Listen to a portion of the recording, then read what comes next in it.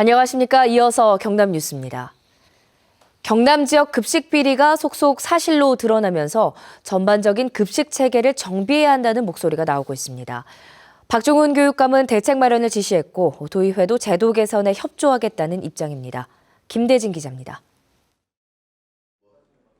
학교급식 행정사무조사 결과 보고서가 지난 7일 도의회에서 채택됐습니다. 고성이 오가기도 했지만 표결 끝에 대부분 찬성으로 통과됐습니다. 경찰의 중간 수사 결과 발표에서도 12명이 형사 입건되는 등 비리 혐의가 드러나고 있습니다. 박종훈 교육감은 도의회 조사특위가 지적한 내용에 대해 신속히 대책을 마련해 새하기 전에 전달하고 개선이 필요한 부분은 철저히 검토해 줄 것을 요구했습니다.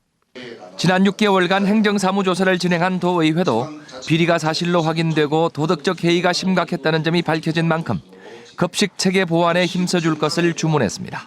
투명한 그런 제도적인 뒷받침을 통해서 교육청에서 충분히 좋은 방안을 마련해 주실 것으로 저희들은 또 믿고 있습니다. 도의회에서도 제도의 개선이나 안착시키는데 적극적으로 협조를. 그동안 논란의 바탕에는 현실적으로 급식의 일률적 잣대를 적용하기 어렵다는 현장의 목소리가 있었지만 방만한 급식 운영과 업체 관리 등 허점투성이라는 의혹도 깔려 있었습니다. 지난해 출범한 경남형 학교급식대책위원회는 이런 논란을 잠재우는 제도 보완과 대안 마련의 가시적인 창구입니다. 비리를 없애고 효율을 높이는 시스템 혁신이 절실합니다. KBS 뉴스 김대진입니다. 결혼한 지 20년이 넘어 이혼하는 황혼 이혼이 점점 늘고 있는데요. 재산 분할에 큰 비중을 차지하는 연금과 퇴직금은 어떻게 될까요? 김계희 기자가 실제 판례를 바탕으로 알려드립니다. 여자가 어디서 이혼 소리야? 말끝마다 이 옆에는 저 옆에는 가부장적인 남편과 평생을 살아온 부인이 이혼을 선언하는 영화의 한 장면입니다. 은퇴기를 맞은 고령자의 이혼 소송은 재산 분할이 핵심입니다. 실제로 직업군인인 남편과 25년을 산 50대 여성이 가정폭력과 외도 등을 이유로 이혼 소송을 제기하며 군인연금 분할을 청구했습니다. 법원은 남편의 군인 재직 기간 중 혼인 기간이 절반에 달해 재산 형성 기여도가 인정된다며 연금 200만 원 중 27%를 남편이 사망할 때까지 매달 말일 지급하라고 판결했습니다. 황혼 이혼이 늘면서 퇴직연금을 둘러싼 재산 다툼도 이어지고 있는 가운데 올해부터는 공무원 연금과 사학연금의 경우 이혼한 배우자에게 연금을 나눠주도록 관련 법이 개정됐습니다. 국민연금에만 적용되던 분할연금이 공무원연금과 사학연금에도 확대 적용되는 겁니다.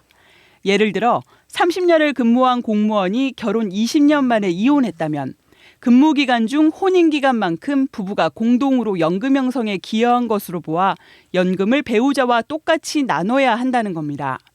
단 결혼한 지 5년 이상이고 올해부터 이혼하는 부부에 한해 이미 연금을 받고 있는 경우에만 해당됩니다.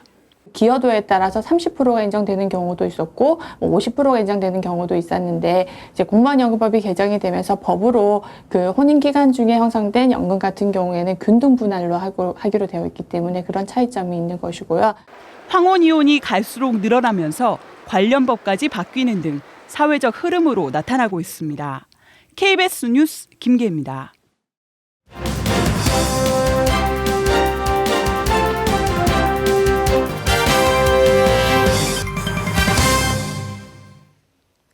오는 4월 13일 치러지는 제20대 국회의원 선거의 예비 후보자를 소개하는 순서입니다.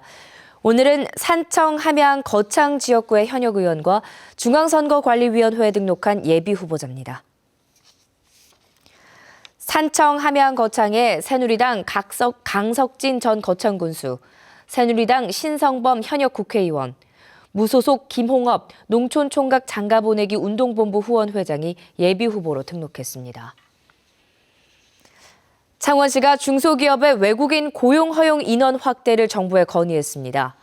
창원시는 인력난을 겪고 있는 중소기업을 대신해서 연간 신규 고용 한도 50% 확대한 등이 포함된 건의문을 국무총리실에 발송했다고 밝혔습니다. 창원 지역에는 1,202개 사업장에서 고용 허가제를 통해 5,900여 명의 외국인이 근로 일하고 있습니다. 창원시는 올해 지방세입 목표액을 지난해 목표액보다 2.6% 상향된 1조 1,631억 원으로 잡고 확보에 나섰습니다. 창원시는 지난해 지방세입이 1조 2,645억 원으로 목표액을 6.9% 이상 초과 달성했지만 올해는 경기회복세 둔화, 소비심리 위축 등 세입 여건이 더욱 악화할 것으로 예상했습니다. 창원시는 목표 달성을 위해 전방위적인 징수 활동으로 체납액을 최소화하기 위한 대책을 마련하고 고액 고질 체납자를 대상으로 가택 수색과 동산 압류를 할 예정입니다. 다음은 경상남도와 자매 지역인 일본 야마구치에서 보내온 한일 귀환 뉴스입니다. 다 함께 모여서 웃는 웃음개라는 모임 소식과 휠체어 럭비 체험 소식 등을 시민보 아나운서가 전해드립니다. 일본 야마구치현 호후시의 한 가정집입니다. 주민 20여 명이 서로 마주보고 앉아 북소리에 맞춰 크게 3번 웃습니다. 웃기 위해 주민들이 참가하는 웃음개 모임입니다. 참석자들은 뱃속에서 소리를 끌어올려 웃거나 최대한 크게 웃습니다. 첫 웃음은 풍년에 대한 기쁨, 두 번째 웃음은 다음 해 풍작에 대한 기원을 담았습니다. 마지막 세 번째 웃음에는 지난 한 해 동안의 고통과 슬픔을 잊으려는 의미가 담겨 있습니다. 鎌倉時代から伝えている行事なんで閉ざしてはいけない来年はいい年でありますように 웃음개는 일본의 농경 문화를 담아 800년을 내려오는 전통 행사로 한 해를 넘기고 새해를 맞이하며 열리고 있습니다. 한 팀 4명으로 이루어진 럭비팀이 시합을 벌입니다. 일반 럭비와 큰 차이점은 휠체어를 타고 한다는 것입니다.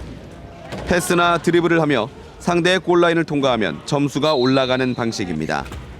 선수들은 태클을 하고 상대방 공격을 봉쇄하는 등 전략을 구사하며 경기를 벌입니다. 오사카와 후쿠오카 휠체어 럭비 클럽팀이 야마구치를 방문해 연 경기로 지역민이 체험하는 기회도 주어졌습니다. 両パラリンピックも今からありますし、5年後には東京パラリンピックありますので、普及活動をしていければなというふうに思います。いや思ったより激しくて操作もなかなかうまくできなくて面白かったです。 일본 팀은 2016년 리우데자네이루 장애인 올림픽 대회 휠체어 럭비에서 메달 획득을 기대하고 있습니다. KBS 뉴스 시민보입니다.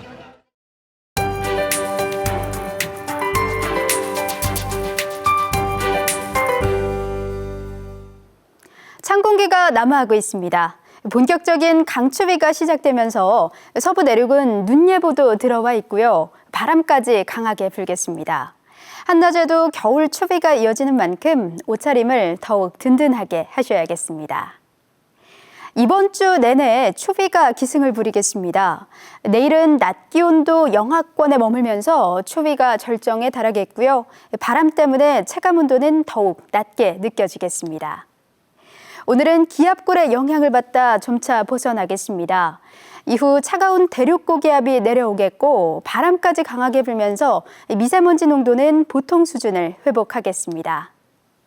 지난 주말 포근했던 터라 오늘은 더욱 춥게 느껴지겠습니다.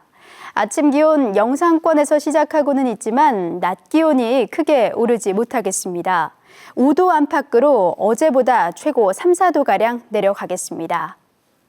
경남 서부 지역은 현재 내륙을 중심으로 눈이 지나는 곳이 있습니다. 최고 3cm가량 쌓일 가능성이 있고요. 해안 지역에는 강풍 예비특보가 내려진 점 염두에 두셔야겠습니다. 오늘은 해상 여건도 좋지 않습니다. 모든 해상에서 바람과 물결 모두 거세게 일겠습니다. 기상정보였습니다. 경남교육청이 국민권익위원회에서 주관한 국민신문고 민원소통평가에서 매우 우수 등급으로 전국 17개 시도교육청 가운데 3위를 차지했습니다. 이 평가는 매년 국민신문고에 접수된 민원을 대상으로 행정기관의 서비스 수준을 파악할 수 있는 만족도 향상 정도, 답변 충실도 등 7개 분야의 실적을 종합 점수로 환산한 것입니다.